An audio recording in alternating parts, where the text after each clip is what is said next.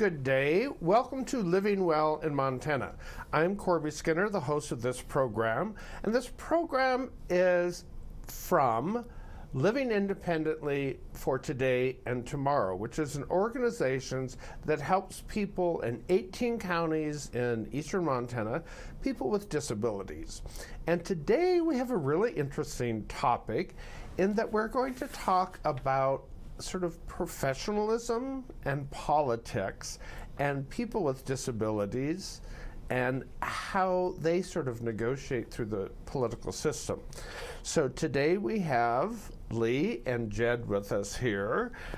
Lee is a specialist, an IL specialist, which is independent living specialist.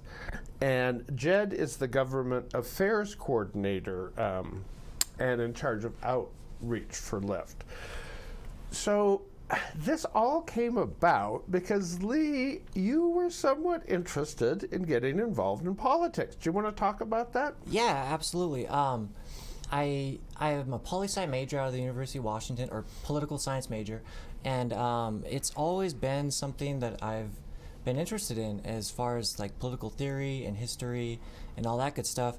And I recently just wanted to get involved because I'm tired of complaining about stuff. So I'm tired of being a broken record and just decided I'm going to try and get my foot in the fire and see if I can actively be a part of the politics and local government and stuff like that.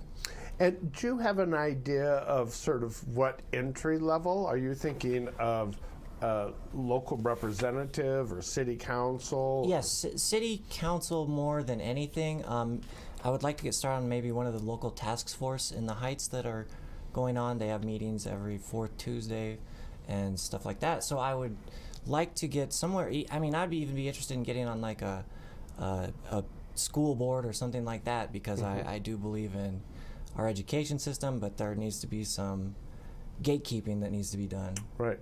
There is a process, and I think people that run for office that haven't been through the whole process of task force and those sort of meetings that go on to really understand how governments work. Jed, you have been the sort of LIFTT government official for a long time, and how did you go about getting that job? Again, I've been the government affairs coordinator. It's been part of my title at LIFTT for 11 and a half years now. And again, like Lee, I studied history and political science in college at Montana State University Billings, and I've worked on various campaigns. I was a intern with the campaign to elect Democrats to the Montana legislature in 2004. I was a very junior field person on Senator Tester's campaign in 2006. Been involved with politics, even going back further than that in high school, volunteering on campaigns, and so again, like Lee, I've studied it, and when I got out of college, I did some journalism work for a while, and that didn't pan out. And again, and so this opportunity came along at LIFTT, and again, it's been an interesting experience for. So really today we have sort of two different aspects of talking about politics. One is people with a disability that might want to get involved with politics, but we also, I think, need to talk about when changes happen in government, whether it's federal government or state government, how those changes come about, and then how are they enacted. Jed, can you give us an example of a recent ADA ruling that has an effect on people in Montana? ADA ruling, okay. Well, for one thing, the city of Billings itself is under and I can never remember the term, the consent decree, I believe it is, with the Department of Justice regarding sidewalks in the Americans with Disabilities Act. And what that says is that the city of Billings has not, in the 31 and a half years, 32 years almost, since the Americans with Disabilities Act it was passed, that the city of Billings has not kept faith with the program for adding things like curb cuts and bulb outs to sidewalks. And so the Department of Justice on the federal level comes in and says, rather than actually haul you to federal court, we're going to, we're going to work out this agreement, and you're going to do X amount of work every year on sidewalks. And again, so far it's been an okay experience. Again, there's always more work that can be done than can be funded. But again, there have been visible improvements in various parts of the city with sidewalks because of this. On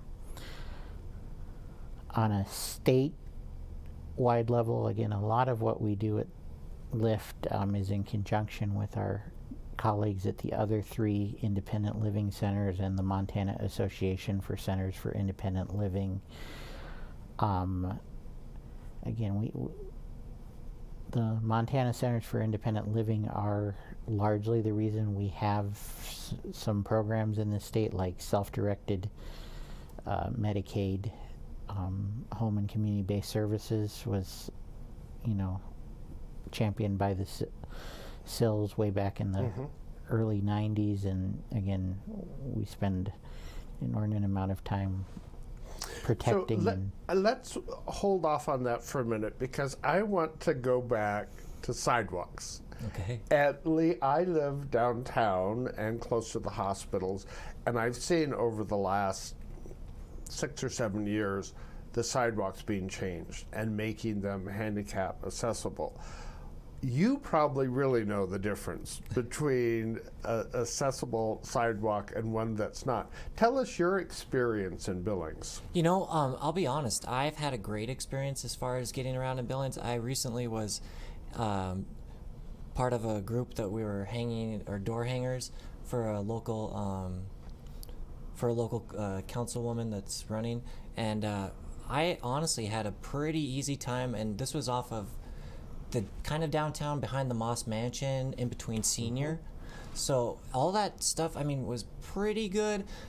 There are a couple spots where like the tree roots had lifted some of the stuff, and I had to actually just go around. But I'll be honest, like downtown and getting around like the city of Billings itself, like the Heights and all that, it's been pretty good experience.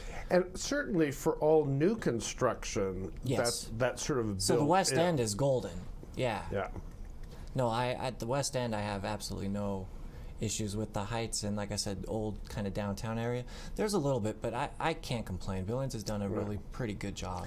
So being the biggest city in the state, certainly, and having the federal government nudge us a little bit to make those changes, but LIFTT also covers 17 other counties, and I just can't imagine in some of the smaller, more rural towns that ADA compliance is not really being followed up. Yeah. How do you monitor rural communities?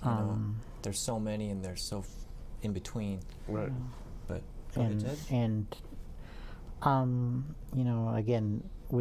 it's a matter of new construction versus old construction. When those communities undertake new construction, they do tend to follow the standards. But again, a lot of communities haven't seen a lot of new construction, and so it's interesting. And again, there are I've talked to people in various communities about issues, and it works its way to the legislature. occasionally. There was a community in more western Montana. I believe it was Townsend, and the hardware store or something there.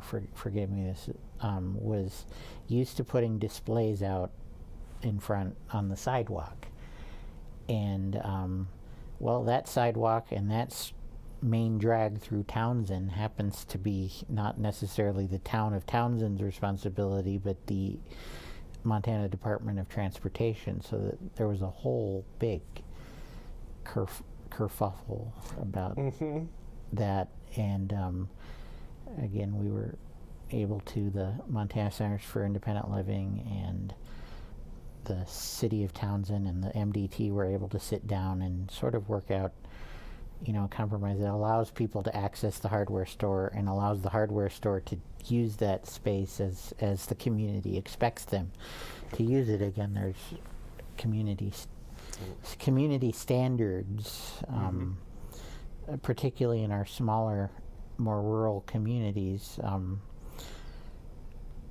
are play an important part. That people generally want to do the right thing. You've just got you're to show right. them They the way. may want to, but then Just have to again, educate. may not know Right. how to or have the Right. wherewithal to get that done. Exactly. So, because we're talking about politics, that's sort of an interesting question. Is the laws that are enacted is one thing, but are there politicians that really understand the various aspects of ADA? And would it be helpful if we had more politicians that were, in fact, disabled? I would say, to answer your first question, there's a huge disconnect. Only from the standpoint that I feel like most politicians don't deal with or have a disability, or I should just say physical, that something that is you can obviously see as a disability. And so there's not a lot of relating that goes on. But that being said, I also there does need to be more representation, which is part of the reason that I would like to get involved. There are a couple of politicians that I can think of off the top of my head that use wheelchairs, but I mean, I think one of my big things, if I was ever to get on a national level, would be disability reform. Because, and I just use this as an example, this was written back in 92 or 93 and enacted. Each state is different, but I believe Montana, there's 4% of spots are supposed to be dedicated for handicapped people. And again, this was over 30 or almost 30 years ago. That probably the rule doesn't apply the same way that it did back then. So I do see that there's a lot of room for improvement, but I also am realistic that it just might not be on the forefront of everybody's mind to get things done with it. Or there's a bigger issue like COVID that comes along, and that's at the forefront now. And so some of the ADA things get Take a back pushed seat. to the back seat. So that's why, again, it needs to be Well, more and reps. when we're talking about disabilities, I mean, in your case, it's very visible. Yes. It's easy to see. But I know, and this is an interesting story that actually happened at LIFTT with our director, Carlos, who is deaf. Now, he speaks very well, and he can read lips. And the example that happened is having to go to the hospital and everyone's wearing masks and not being able to communicate or understand. So what kinds of disabilities are covered by ADA? I mean, I just always think of parking and sidewalks. Right. What are some of the other political issues? There's a growing consensus around, so-called invisible or invisible disabilities, mental health, and all that entails, and giving people neurological, autism and those related disabilities, and making sure people have the access to the accommodations they need to be able to live and work.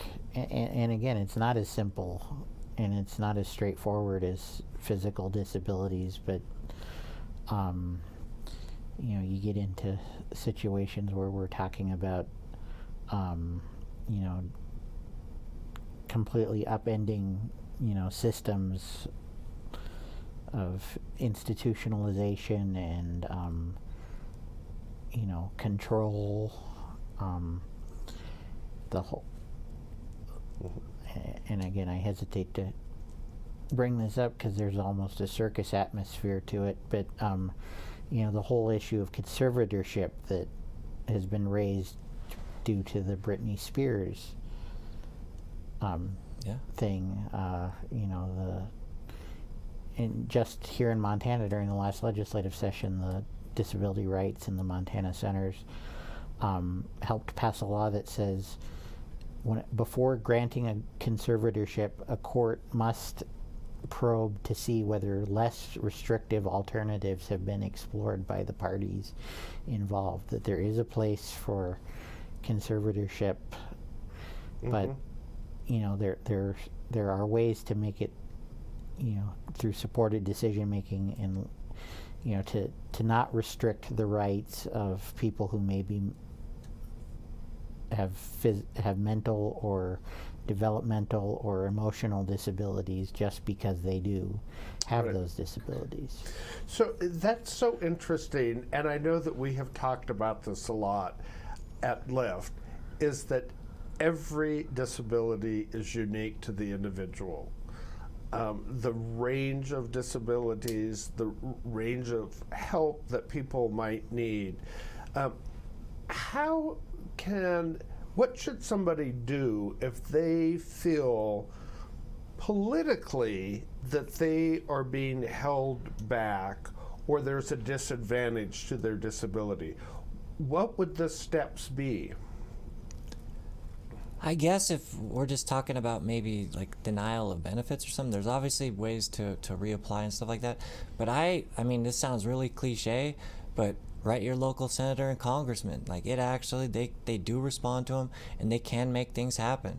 So that would be my first honest to God, like, that's what you should do is take the time to write down your grievances on a sheet of paper and contact your local politician. And you have been involved, Jed, with LIFTT for a long time. Do people call in to the offices with those questions? People do call in with questions regarding their, feeling that their rights have been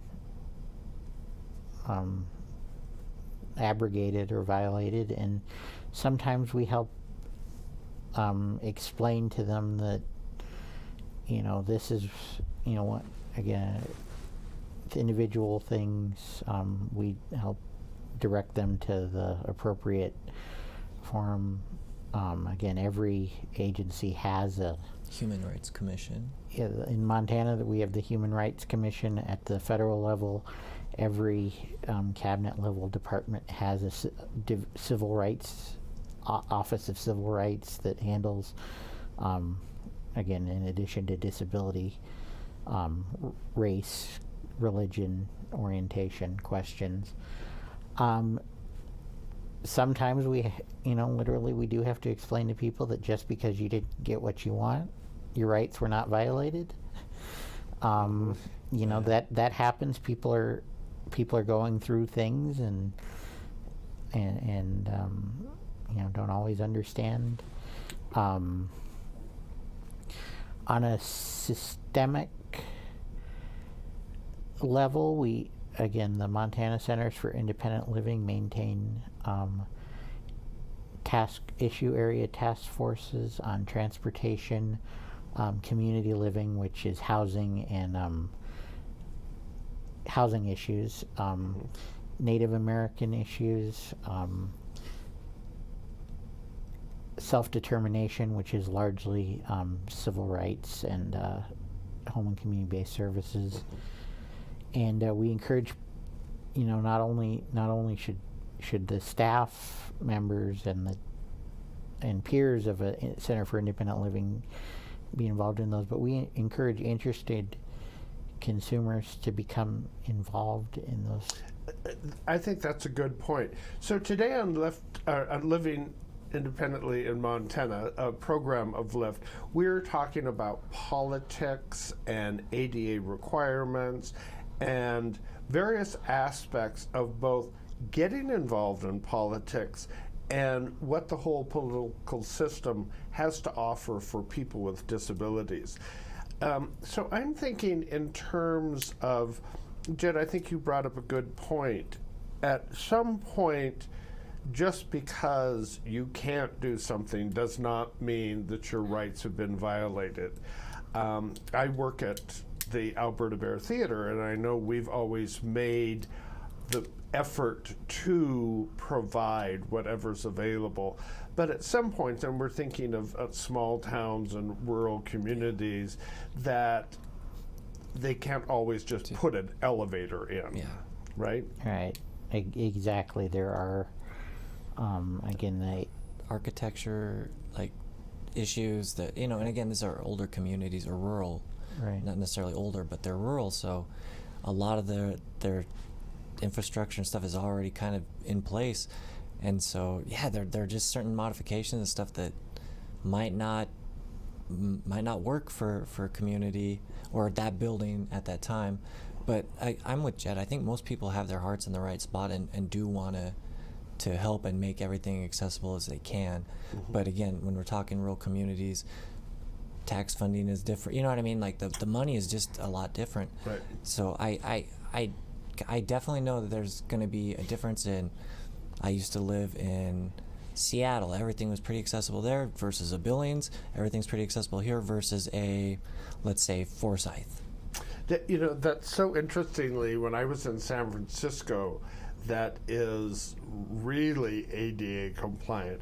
At the bus stations, not only are there lifts, of course, on the buses, but all of the bus stations now have ramps that go up to, of course, San Francisco, with the hills and the sidewalks and whatnot. Yeah. But every bus station now has this ramp so that it's just quicker and more convenient for people in wheelchairs. Yeah, there are, and again, and even in the largest cities in the country, there are gaps. Ask a person with a disability in New York about the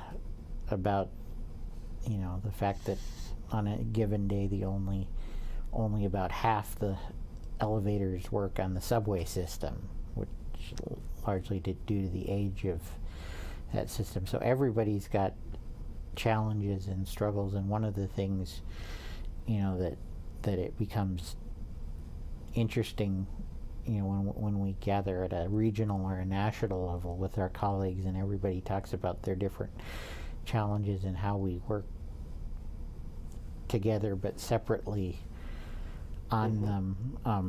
One of the gifts is that there's actually an association of programs for rural independent living, and so we're able to several times a year talk formally and informally with other rural states or other centers that are more rural, similar issues, right? Because you get in and I have a great deal of respect and enjoy the National Council of Independent Living, but you get in a conversation that is dominated by folks who live in the big cities. It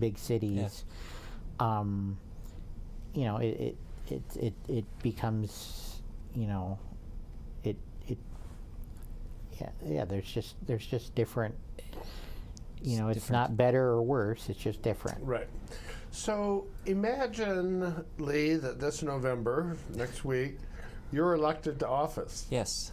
What would be the first thing that you would like to do?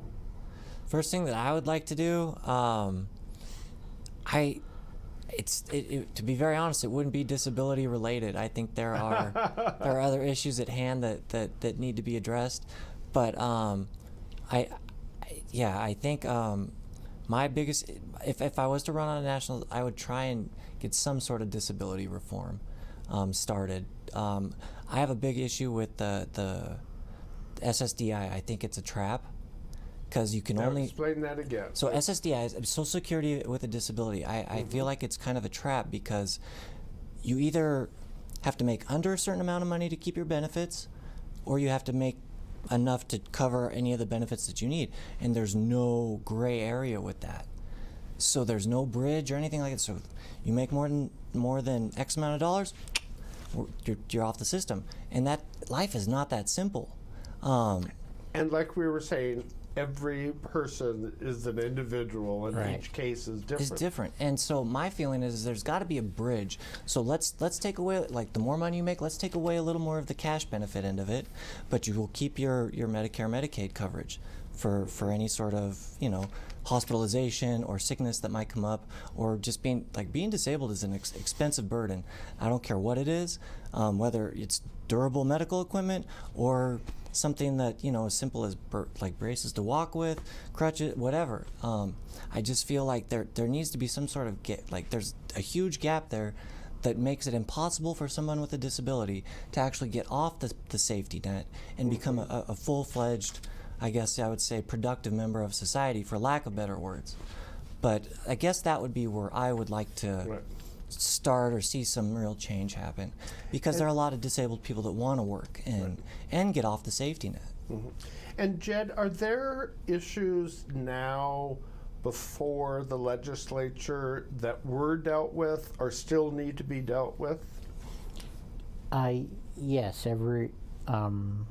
here in Montana, you know, one of the things, and this goes to what Lee is talking about, one of the things that we just got a little bit of a change to, but again could always use more change, is the asset and means testing for things like Medicaid. Yes. And particularly Medicaid at a state level. Yeah. You know, the asset limits have not gone up appreciably in 20 years, I believe. Again, if some of my colleagues were here, they could speak to it.